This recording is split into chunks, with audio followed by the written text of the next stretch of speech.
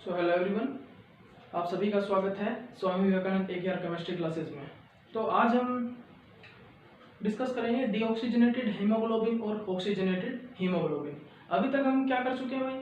अभी तक हम जो पीछे वाली क्लास थी उसमें हम डीऑक्सीजनेटेड जो हीमोग्लोबिन है ना उसको ही डिस्कस कर रहे थे। वो वीडियो ज़्यादा बड़ी नहीं बन पाती मोबाइल में, तो इस कारण वो मतलब कि ऑफ करा था लेक्चर बीच में। तो अब देखिए, जो डीऑक्सीजनेटेड जो हीमोग्लोबिन है वहाँ पर हम कुछ एक पॉइंट देख चुके थे कि वहाँ पर जो हमारा आयरन है वो कितने कोऑर्डिनेटेड रहता है? 5 कोऑर्डिनेटेड। ठीक है, आयरन कितना रहता है? 5 कोऑर्डिनेटेड। उसमें 5 कोऑर्डिनेटेड कैसे? जो 4 जो नाइट्रोजन होते हैं ना, जो 4 डोनर साइट्स होती हैं वो तो होती है पायरोलिन के नाइट्रोजन से। ठीक है, और जो एक होती है वो जो हमारी ग्लोबिन प्रोटीन होती है वहां से आता है एक हिस्टाडीन ग्रुप, इमिडाजोल ग्रुप का एक हिस्टाडीन ग्रुप होता है, उसका जो नाइट्रोजन होता है एक वो होता है। ठीक है, एक वो होता है, वो जो हमारा आयरन है उसके साथ बाइंड रहता है। ठीक है, तो इस प्रकार वो जो हमारा आयरन है वो 5 कोऑर्डिनेटेड रहता है। तो इतना तो हमने डिस्कस कर लिया था। अब हम बात करेंगे कि जो हमारा आयरन है वो 2 पॉजिटिव स्टेट में रहता है। ठीक है, आयरन 2 पॉजिटिव स्टेट में रहता है। ठीक है, वो हाई स्पिन होता है या लो स्पिन होता है, ये चीज भी यहाँ पे हम डिस्कस करेंगे। तो इसके लिए सबसे पहले आप वो स्ट्रक्चर जो है डीऑक्सीजनेटेड हीमोग्लोबिन का वो ड्रॉ कर रखा आपने, मैंने पिछली वाली क्लास में करवा दिया था आपको। लेकिन अब एक अंदाजे से वही जो मैं करवाता हूँ वो चीज देख लो आप।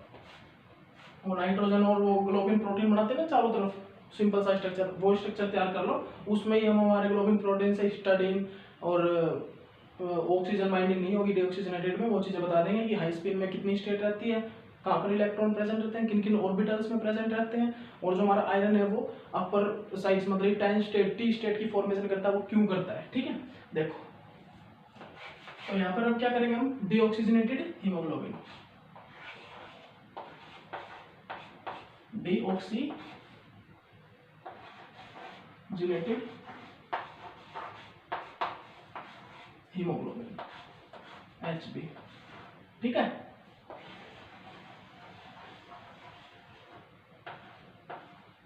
क्या करने जा रहे हैं भाई? Deoxygenated haemoglobin HB। तो अब देखो भाई, जो डीऑक्सीजनेटेड हीमोग्लोबिन है उसका सबसे पहले आप एक स्ट्रक्चर बना लो, रफ सा स्ट्रक्चर बना लो कॉपी में, जल्दी करो, जल्दी से एक रफ स्ट्रक्चर बना लो। ये जो मैं ऐसे बनाता हूँ आपको वो स्ट्रक्चर तैयार करूँगा। ये है भाई, ठीक है, ये बना लिया, ये बना लिया भाई मैंने।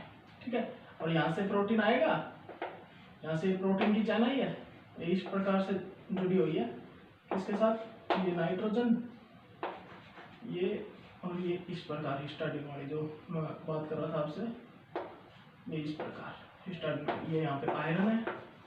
ठीक है, ये इस प्रकार, ये इस प्रकार अटैच्ड है। ठीक है, तो आप देख सकते हो आप यहाँ पर ये जो ग्रुप है ये हिस्टाडीन है, इमिडाजोल, वो मैं करवा चुका था पिछली क्लास में। ये जो सभी हैं ये पाइरोलिन के नाइट्रोजन प्रेजेंट है। ठीक है, और वो मैं सब्स्टिट्यूशन भी करवा चुका था आपको, कहाँ पर कौन सा ग्रुप सब्स्टिट्यूट है। हीमोग्लोबिन और मायोग्लोबिन में जो रिंग यूज होती है, हेम ग्रुप, आयरन पोरफायरिन रिंग जिसको बोलते हैं, वहां पर सब्स्टिट्यूशन कैसा होता है वो भी मैं आपको करवा चुका हूँ।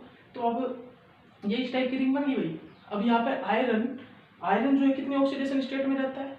आयरन रहता है Fe2 positive oxidation, Fe2 positive oxidation state में रहता है। ठीक है, ये आपको पता है। बट जैसे ही यहाँ पर ऑक्सीजन बाइंड करेगा ना, मतलब कि ऑक्सीजनेटेड हीमोग्लोबिन आएगा, वैसे ही ये कन्वर्ट हो जाएगा किस चीज में? किस चीज में? High spin to low spin में कन्वर्ट हो जाएगा। और जो इसकी ऑक्सीडेशन स्टेट है वो कन्वर्ट हो जाएगी किसमें? Fe3 पॉजिटिव स्टेट में। किसमें? Fe3 पॉजिटिव स्टेट में। तो यहाँ पर अब पॉइंट डालो, अब पॉइंट डालो, ये बना लिया होगा सभी ने, रफ कर रहा हूं। ठीक है, तो अब सभी पॉइंट डालो, अब पॉइंट डालो सभी कि deoxygenated haemoglobin time Fe2 positive 40 picometre,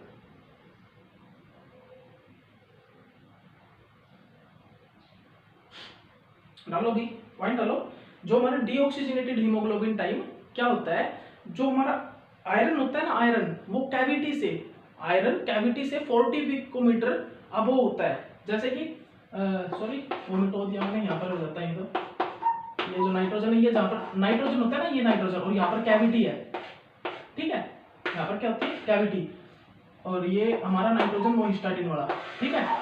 तो ये इस कैविटी से नहीं है नाइट्रोजन, यहाँ तक इस कैविटी से नाइट्रोजन कितना होता है 40 पिकोमीटर अबोव, 40 पिकोमीटर ऊपर होता है, 40 पिकोमीटर अबोव पे होता है, ठीक है। एक तो पॉइंट ये हो गया भाई कि ये ऊपर होता है कितना 40 पिकोमीटर अबोव होता है, ठीक है। उसके बाद सेकंड पॉइंट लिखो कि यहाँ पर जो हमारा आयरन होता है 2 पॉजिटिव वो कौन से स्पिन स्टेट में रहता है, हाई स्पिन या लो स्पिन, बताया था अभी, बोलो जल्दी। वो रहता है हाई स्पिन ऑक्सीडेशन स्टेट में, हाई स्पिन ऑक्सीडेशन स्टेट नहीं, हाई स्पिन स्टेट में रहता है, ठीक है। किसमें रहता है Fe2 पॉजिटिव, यहाँ पर किस फॉर्म में रहता है, हाई स्पिन में, हाई स्पिन स्टेट में, हाई स्पिन स्टेट में।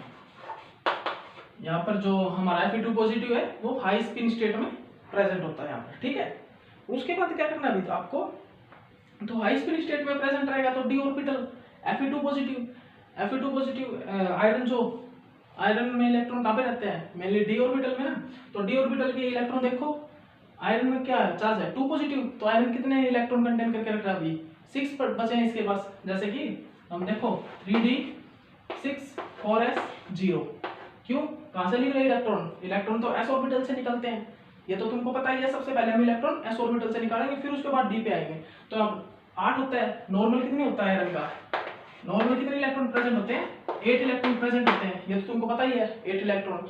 लेकिन अब चार्ज पॉजिटिव 2 है तो कितने प्रेजेंट होंगे 6 प्रेजेंट होंगे, कितने प्रेजेंट होंगे 6 इलेक्ट्रॉन प्रेजेंट होंगे, ठीक है। तो अब देखो, अब जैसे ही अब डी ऑर्बिटल बना लो एक बार, ये बना दिया हमने भाई डी ऑर्बिटल, क्या हो गया ये हमारा डी ऑर्बिटल। अब डी ऑर्बिटल में फिल कर दो, क्योंकि ये तो हाई स्पीड में है। सबसे पहले सभी इलेक्ट्रॉन फिलअप करो, ऊपर की तरफ सभी की स्पिन दिखाओ, ठीक है। फिर उसके बाद वापिस आओ, ठीक है। ये आप बहु प्रिंसिपल और ये जो प्रिंसिपल है उनके अकॉर्डिंग हम सबसे पहले हाफ फील्ड फिलअप करते हैं कंप्लीट, फिर उसके बाद फुल फील्ड की स्टार्टिंग करते हैं, ठीक है। तो देखो ये अब यहाँ पर हमने फर्स्ट वाला इलेक्ट्रॉन जो 6th इलेक्ट्रॉन था वो इस ऑर्बिटल में फिलअप कर दिया, ठीक है। तो ये देखो कितने इलेक्ट्रॉन फिलअप हो गए, 6th इलेक्ट्रॉन कंप्लीट फिलअप हो गए।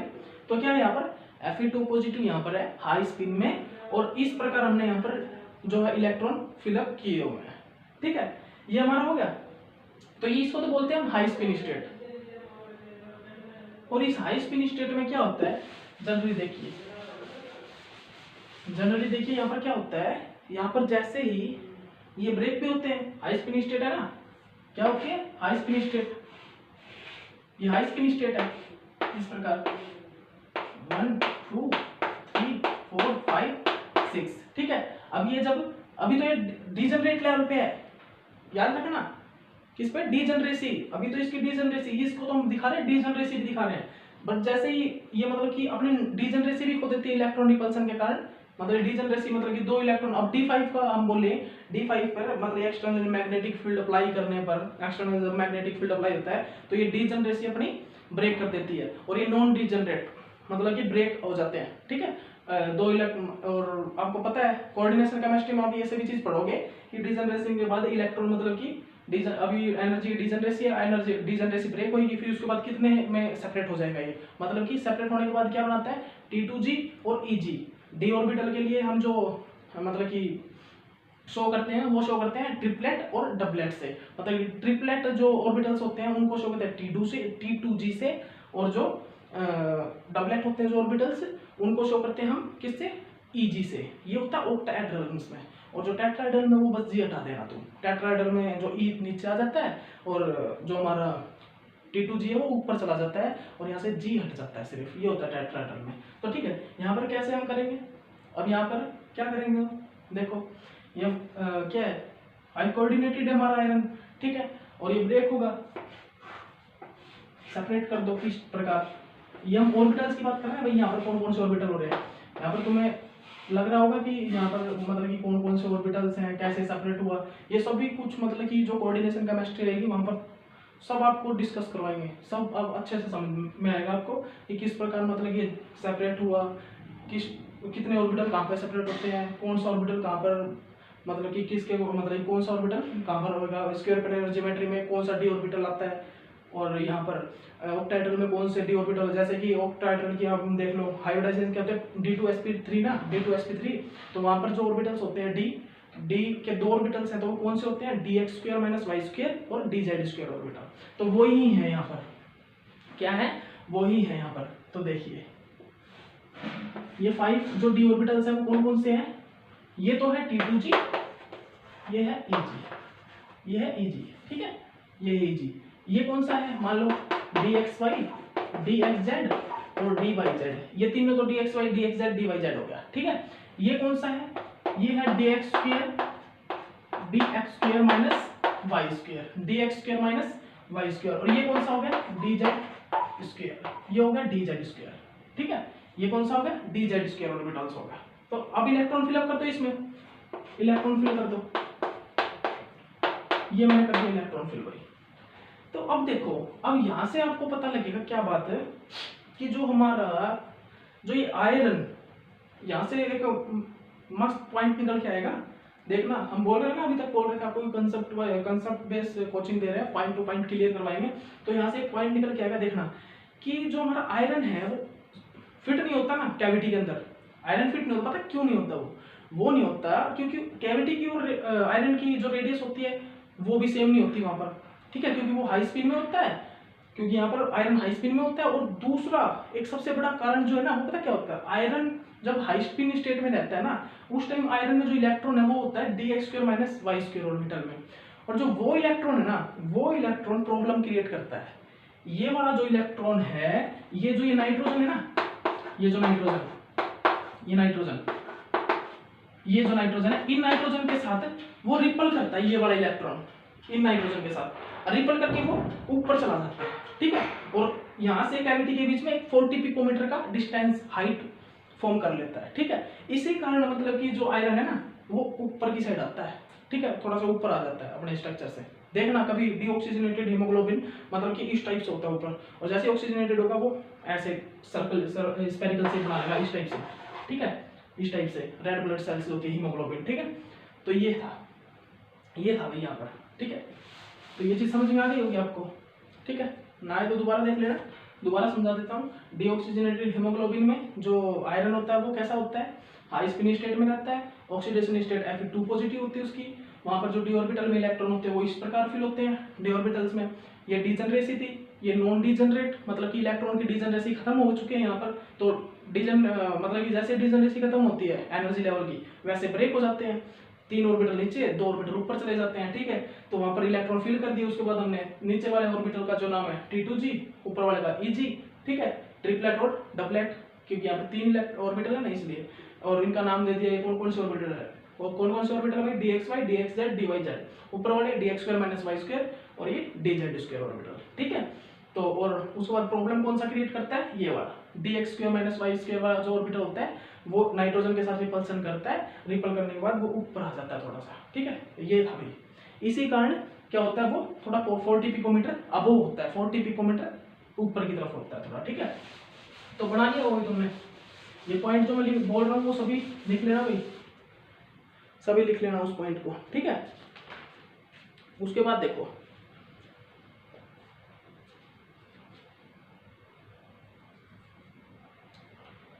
देखो भाई, जो मैंने एक चीज बताई थी तुमको, जो ग्लोबिन प्रोटीन्स, जो एक हीमोग्लोबिन 4 सब यूनिट को कंटेन करके रखता है, 4 सब यूनिट को, और उसमें हर एक जो हीमोग्लोबिन साइट्स होती है, alpha alpha globin protein, beta beta globin protein, वो आपस में कनेक्टेड रहते हैं आपस में। तो किस प्रकार इलेक्ट्रोस्टैटिक इंटरेक्शन से कनेक्ट रहते हैं, साल्ट ब्रिज बनता है वहां पर, कैसे, यहाँ पर क्या है, यहाँ पर क्या बनता है, साल्ट ब्रिज बनता है, ठीक है।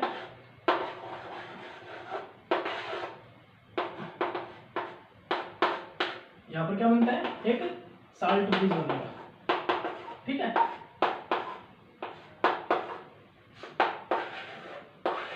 यहाँ पर यही भाई,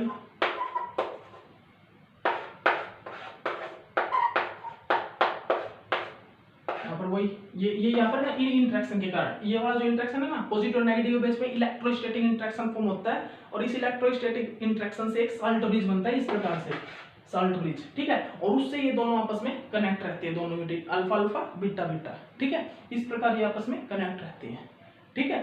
तो ये चीज हो गया। और ये भी हम देख चुके हैं रिपल्सन होता है किस प्रकार, ठीक है, इन इलेक्ट्रॉन्स के साथ नाइट्रोजन का, ठीक है। तो इन रिपल्सन के कारण ये अब ओसाइड जा सकते हैं, ठीक है, ये चीज देख लिया भाई। उसके बाद आगे जो बड़ी होती है ना, ये शेप कौन सी होती है, ये वाली जो शेप है, ये वाली जो शेप है कौन सी स्टेट होती है, डोम शेप, लिख लो डोम शेप। ये जो शेप होती है कौन सी होती है, डोम शेप होती है। कौन सी, डोम शेप। ये जो शेप होती है कौन सी होती है, डोम शेप होती है, जो ऊपर की तरफ आयरन आ जाता है, ठीक है, उसको हम डोम शेप बोलते हैं। और जो उसके बाद एक चीज और लिखो, जो इलेक्ट्रोस्टैटिक इंटरेक्शन के कारण, ये जो इलेक्ट्रोस्टैटिक इंटरेक्शन हो रहा है ना, इस इलेक्ट्रोस्टैटिक इंटरेक्शन के कारण एक और चीज प्रोड्यूस होती है यहाँ पर, एक और चीज यहाँ पर, ये टैन स्टेट, टी स्टेट में फॉर्म होता है, टी स्टेट। ये टी, इसको हम जो डोम शेप बनी है ना, इसको, इस स्ट्रक्चर को हम टी स्टेट बोलते हैं। क्या बोलते हैं, टी स्टेट, टेंस्ड, थोड़ा टेंस्ड आ जाता है यहाँ पर, थोड़ा स्ट्रेन प्रोड्यूस होता है।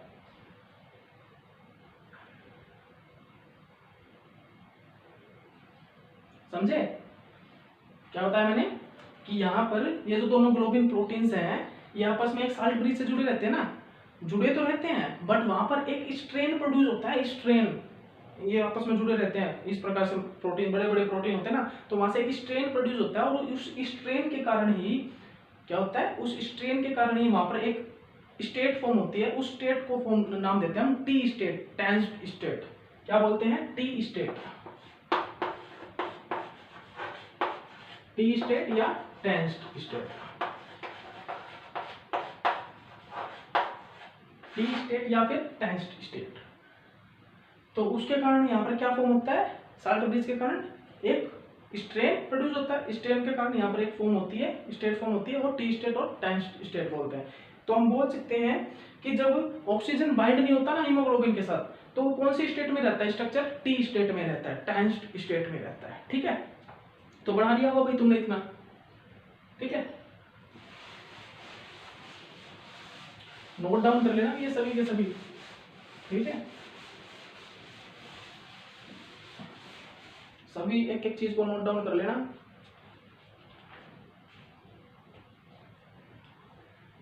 उसके बाद लिखो भाई ऑक्सीजनेटेड हीमोग्लोबिन, क्या, ऑक्सीजनेटेड हीमोग्लोबिन। उसके बाद लिखो ऑक्सीजनेटेड हीमोग्लोबिन।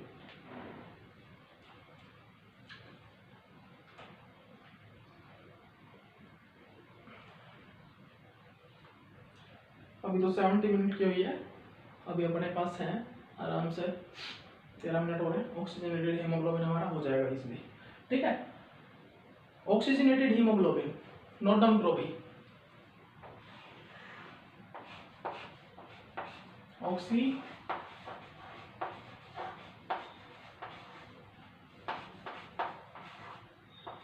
हीमोग्लोबिन, ठीक है।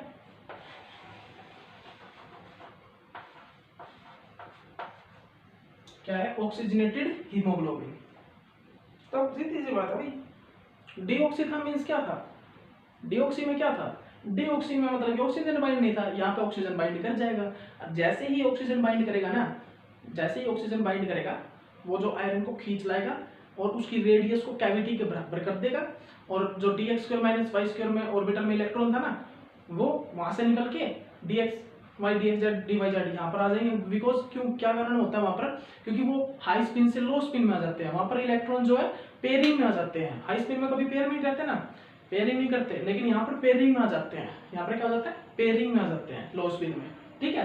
तो इसी के कारण क्या होगा, ये पेयरिंग में आ जाएंगे इलेक्ट्रॉन, पेयरिंग में आने के बाद क्या होगा, dx² - y² ऑर्बिटल का इलेक्ट्रॉन नहीं रहता, और जिसके कारण सबसे बड़ी प्रॉब्लम तो वही क्रिएट करता है, नाइट्रोजन नाइट्रोजन के साथ रिपल करता है और ऊपर आ जाता है, जिसके कारण आयरन, ठीक है। बट वहां पर वो इलेक्ट्रॉन नहीं रहेगा, तो क्या होगा, आयरन हमारा नीचे आ जाएगा और कैविटी में फिट भी हो जाएगा, क्योंकि वो कैविटी के रेडियस के बराबर हो जाता है, ठीक है। क्योंकि जब हाई स्पिन में रहता है ना, तो रेडियस जो आयरन की वो सेम नहीं होती कैविटी के, बट आफ्टर ऑक्सीजन जैसे बाइंड कर जाता है ऑक्सीजन, उसके बाद आयरन की और कैविटी की साइज बिल्कुल बराबर हो जाती है, और आयरन बिल्कुल कैविटी में फिट हो जाता है, ठीक है। तो स्ट्रक्चर बनाओ, ये नाइट्रोजन, ये नाइट्रोजन, ये नाइट्रोजन, ये नाइट्रोजन, ठीक है।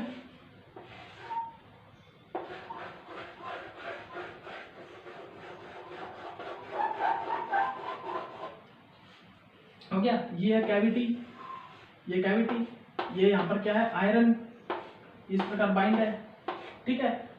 ऑक्सीजन है, ऑक्सीजन आया, ठीक है। अभी सभी चीज आपको बताएंगे हम किस प्रकार यहाँ पर ऑक्सीजन बाइंड करता है, ठीक है।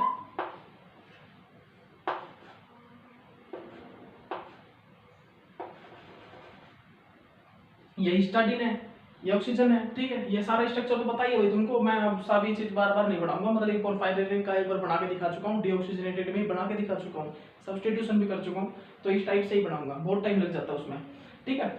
तो ये क्या है आयरन, जैसे ही ऑक्सीजन O2 आएगा यहाँ से, ठीक है, यहाँ से, ठीक है, और इसके साथ बाइंड करेगा, ठीक है। O2 इसके साथ क्या करेगा बाइंड करेगा, इन किस फॉर्म में सुपर ऑक्साइड। बाइंड करने के बाद किस फॉर्म में रहता है वो O2 नेगेटिव फॉर्म में, किस में O2 नेगेटिव फॉर्म में। क्या करता है नाइट्रोजन, जो हमारा आयरन होता है ना, आयरन से इलेक्ट्रॉन को लेता है, वो आयरन से इलेक्ट्रॉन को लेता है और इस फॉर्म में फॉर्म कर लेता है, इस फॉर्म में रहता है, फिर वो किस फॉर्म में, इस फॉर्म में रहता है, इस वाले फॉर्म में। और इस फॉर्म को हम क्या बोलते हैं, जब O2 के ऊपर एक ही नेगेटिव चार्ज हो, इस फॉर्म को हम बोलते हैं सुपर ऑक्साइड फॉर्म। O2 लिख लो, ये O2 negative super oxide, O2 negative पर ऑक्साइड, O2 नेगेटिव ऑक्साइड, ये बोलते हैं इसको ऑक्साइड, इसको बोलते हैं हम पर ऑक्साइड, इसको बोलते हैं हम सुपर ऑक्साइड, ठीक है। क्या बोलते हैं सुपर ऑक्साइड। तो ये होता है, ठीक है, याद कर लेना, ओके। और ये जो बाइंड करता है ना, ये बाइंड करता है, ये कितने एंगल पर करता है 130 डिग्री, 130 डिग्री एंगल पर। ये यहाँ पर जो ऑक्सीजन बाइंड करता है, ये बैंड शेप में बाइंड करता है, इस टाइप से, इस टाइप से बैंड शेप बनती है। तो इनके बीच में ये जो एंगल होता है ना, वो कितना होता है 130 डिग्री एंगल होता है। तो मतलब कि ये जो ऑक्सीजन आएगा ये बाइंड करेगा इसके साथ, और यहाँ पर जो ये ऑक्सीजन की देखो ये, और इसके बीच में जो एंगल बनेगा वो कितना बनेगा 130 डिग्री। यहाँ पर ये जो ऑक्सीजन है, ठीक है, ये ऑक्सीजन है, यहाँ पर जो एक जो एंगल बनेगा वो कितना बनेगा 130 डिग्री का बनेगा, ठीक है, 130 डिग्री का एंगल, ठीक है। तो यहाँ पर जो ऑक्सीजन है वो क्या है, O2 एक वीक पाई एक्सेप्टर है, वीक पाई एक्सेप्टर, बट फिर भी ये यहाँ पर क्या करता है, वीक पाई एक्सेप्टर होने के बाद भी ये क्या करता है, ये इसको हाई टू लो स्पिन में कन्वर्ट कर देता है। जनरली O2 जो है मतलब वीक पाई एक्सेप्टर होने के कारण, और जगह देखेंगे हम कि वो इतना इफेक्ट नहीं डालता कि हाई स्पिन से लो में कन्वर्ट कर देता, बट यहाँ पर इस वाली रिंग में ऑक्सीजन वीक पाई एक्सेप्टर होने के बाद भी हाई टू लो स्पिन में कन्वर्ट कर देता है इसको, ठीक है। क्या कर देता है, लो स्पिन में कन्वर्ट कर देता है। और उसके बाद क्या होता है, जैसे ही क्या होता है उसके बाद जैसे ही मतलब ऑक्सीजन बाइंड करेगा, ये हाई टू लो स्पिन में आ जाएगा, और लो स्पिन में आते ही साथ जो आयरन की रेडियस है वो कैविटी के बिल्कुल बराबर हो जाती है, इक्वल हो जाती है, जिसके बाद हम क्या करते हैं, जो आयरन कैविटी में फिट हो जाता है, इजिली फिट हो जाता है, ठीक है। क्या हो जाता है, आयरन इजिली कैविटी में फिट हो जाता है। और उसके बाद क्या होगा, ऊपर से ये नीचे आ जाएगा, जो 40 पिकोमीटर वाला जो डिस्टेंस था ना, 40 पिकोमीटर का जो डिस्टेंस था वो कम हो जाता है, वो डिक्रीज हो जाता है, कम हो जाता है, ठीक है।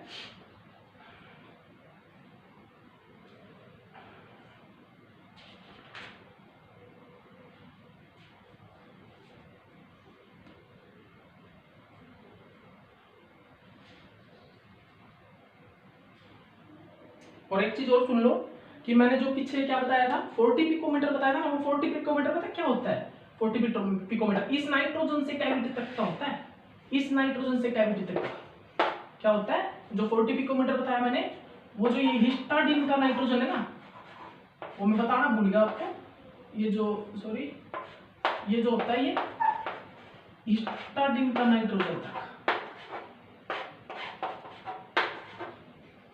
ये जो कैविटी होती है ना, इस कैविटी से लेके यहाँ से लेके इस तक 40 पिकोमीटर का साइज होता है, हाइट, यहाँ से लेके इस कैविटी से लेके ये, ठीक है, इस कैविटी से लेके नाइट्रोजन का कितना होता है 40 पिकोमीटर की हाइट होती है यहाँ तक, ठीक है। उसके बाद हम क्या देखते हैं, उसके बाद हम देखते हैं कि जैसे ही ऑक्सीजन बाइंड करता है ना, जैसे क्या करता है ऑक्सीजन बाइंड करता है किसके साथ, आयरन के साथ, फिर क्या इस 40 पिकोमीटर की जो हाइट बनाई हुई है, हाइट थी डीऑक्सीजनेटेड में, क्या इस पे इफेक्ट पड़ता है कोई? बिल्कुल पड़ता है, बिल्कुल पड़ता है। पहले तो आयरन ऊपर था, ये भी इसको खींच रहा था, हिस्टाडीन आयरन को ऐसे खींच रहा था अपनी तरफ, ठीक है। लेकिन अब ऑक्सीजन आ गया, ऑक्सीजन ने नीचे खींच दिया, मतलब कि उस स्ट्रक्चर को ये नीचे ले आएगा ऐसे, हिस्टाडीन को भी उसके साथ लेके आएगा, मतलब कि जो पिकोमीटर 40 पिकोमीटर थी, अब वो 40 पिकोमीटर डिस्टेंस नहीं रहेगी, वो अब कम हो जाएगी। अब ये डिस्टेंस इतनी है, ये अब इतनी है, ठीक है। अब ये डिस्टेंस इतनी है, मतलब कि 40 पिकोमीटर से थोड़ी कम हो गई, थोड़ी मतलब कि 10 मान लो 10 पिकोमीटर डिक्रीज होगी। वो मेरे को एक्चुअली में कंप्लीट पिकोमीटर कितना डिस्टेंस कम होगा वो मेरे को अभी याद नहीं है, 30 होगा या 32 पिकोमीटर होगा, लेकिन अभी 40 पिकोमीटर होता है, उससे थोड़ा सा कम हो जाता है, ठीक है। ये चीजें देख लेना, बुक में देख लेना आप एक बार, ठीक है। तो बना लिया स्ट्रक्चर आपने सभी ने ऑक्सीजनेटेड हीमोग्लोबिन का, बना लो भाई।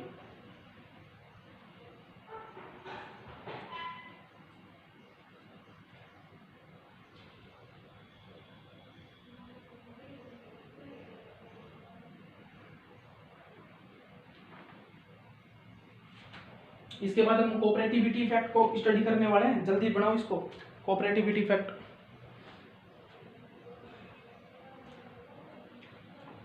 चार मिनट 5 मिनट है अभी हमारे पास, इतने करवा दूंगा आपको मैं। एक क्वेश्चन और बना लिया हुआ, ठीक है।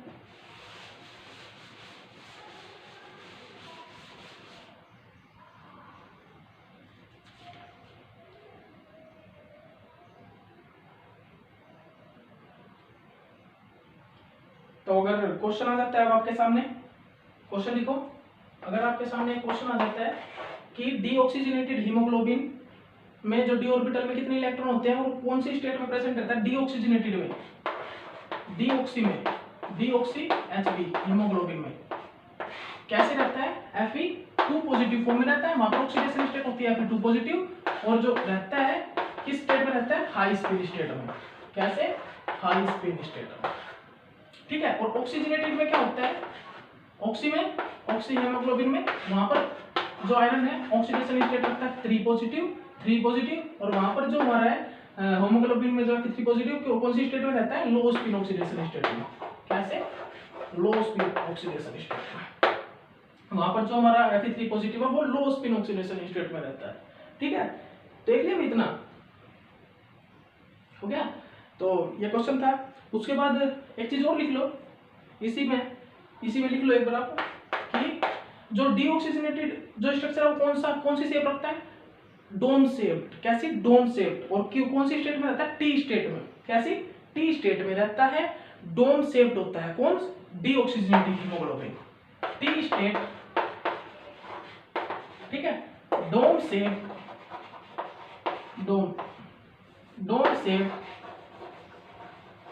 डोम शेप में रहता है, ठीक है। टी स्टेट, डोम शेप, और भाई और क्या रहता है? और आयरन 2 पॉजिटिव में रहता है, आयरन 2 पॉजिटिव ऑक्सीडेशन स्टेट में रहता है। और ये जो होता है ना Fe3 पॉजिटिव लो स्पिन, ये कैसा होता है? प्लेनर स्ट्रक्चर फॉर्म करता है, प्लेनर, ठीक है। जैसे कि देखो एक दिखाता हूं मैं आपको, जैसे ये स्ट्रक्चर है हमारा, ये है, अभी यहाँ पर आयरन था मान लो, ये है हमारा स्ट्रक्चर, ठीक है। ये स्ट्रक्चर है हमारा हीमोग्लोबिन का, ठीक है। अभी ये मान लो यहाँ पर क्या है? आयरन, ये अभी यहाँ पर आयरन, ठीक है, डीऑक्सीजनेटेड में। लेकिन जैसे ही ऑक्सीजन यहाँ पर बाइंड करेगा ना, तो इस ऑक्सीजन, इस आयरन को इसके ऊपर से खींच लेगा, और ये इसके अंदर आ जाएगा ऐसे, और ये ऐसे प्लेनर स्ट्रक्चर फॉर्म कर लेगा। ऊपर से नीचे आ गया, ऊपर से आयरन नीचे आ गया, और ये फॉर्म कर लेगा कैसा? Planar structure. ऐसा प्लेनर स्ट्रक्चर फॉर्म कर लेगा। पहले तो ये डोम शेप था ना, ऐसे था, लेकिन अब आयरन ऊपर से नीचे आ गया, और ये कैसा कर लिया इसने? प्लेनर स्ट्रक्चर फॉर्म कर लिया है, ठीक है। तो ऑक्टाहेड्रल प्लेनर जिसको बोल सकते हैं, क्योंकि यहाँ पर कितना जुड़ चुका है? कितना जुड़ चुका है भाई? ऑक्सीडेशन वो कोऑर्डिनेशन कितना हो चुका है? 5 कोऑर्डिनेट से 6 कोऑर्डिनेटेड हो चुका है। तो जो लिख लो ये चीज, ऑक्टाहेड्रल प्लेनर होता है, और कोऑर्डिनेशन नंबर कितना होता है ऑक्सीजनेटेड का? 6 Cr कोऑर्डिनेशन नंबर।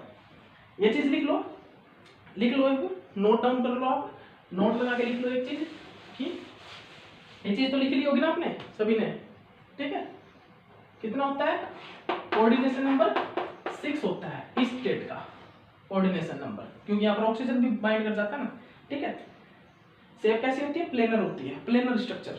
तो होमोग्लोबिन का पूछेगा कोई आपको क्वेश्चन कि कैसा होता है, तो बता सकते हो आप कैसा प्लेनर स्ट्रक्चर होता है। और क्या होता है प्लेनर स्ट्रक्चर के साथ साथ, प्लेनर के साथ कोऑर्डिनेशन नंबर 6 होता है, और डीऑक्सीजनेटेड में 5 कोऑर्डिनेटेड होता है, और वो प्लेनर नहीं होता, वो डोम शेप्ड होता है, डोम शेप्ड। ठीक है,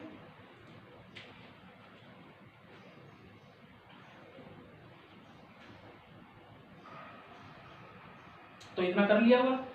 अब वीडियो ऑफ होने वाली है क्योंकि 31.40 की 47 की मिल पाती है इसमें मोबाइल में। अब नेक्स्ट में करते हैं हम, नेक्स्ट करेंगे कोऑपरेटिविटी इफेक्ट।